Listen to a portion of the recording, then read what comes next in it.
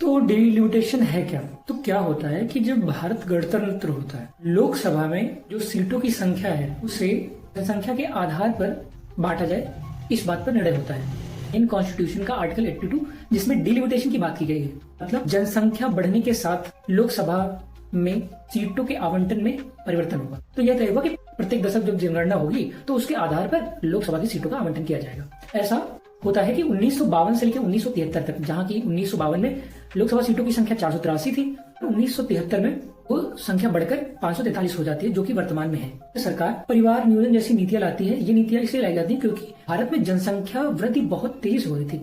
जनसंख्या इन नीतियों को दक्षिण भारत में तो बहुत अच्छे से इंप्लीमेंट किया जाता है और वहां ये सफल भी रहती है। केरल जैसे और तमिलनाडु जैसे राज्यों में ये बहुत सफल रहती है, जबकि उत्तर भारत के राज्य जैसे उत्तर प्रदेश, बिहार, ये इन नीतियों को इंप्लीमेंट करने में असफल रहते हैं।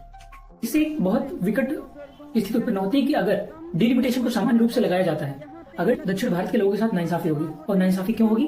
क्योंकि लोकसभा में सीटों का आवंटन होगा जनसंख्या के आधार पर, जबकि दक्षिण भारत के लोगों ने अपनी जनसंख्या को कंट्रोल में किया तो उन्हें कम सीटें मिलेगी। और उत्तर प्रदेश और बिहार जैसे राज्य जिन्होंने जनसंख्या नियंत्रण पर ध्यान नहीं दिया, उन्हें ज्यादा सीटें मिल जाएंगी और वो केंद्र में ज्यादा पावर में हो जाएंगे।